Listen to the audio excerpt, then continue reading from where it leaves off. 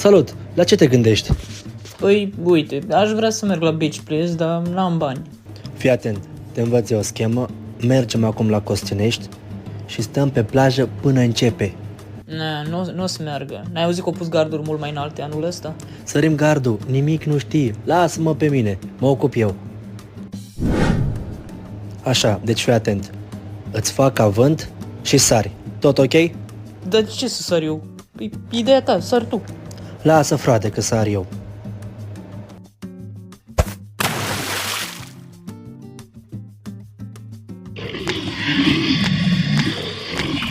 Ei, o salutare, boșilor! Dacă nu vreți să fiți și voi mâncați de crocodili, vă sugerez să vă cumpărați bilete la Beach Place din timp.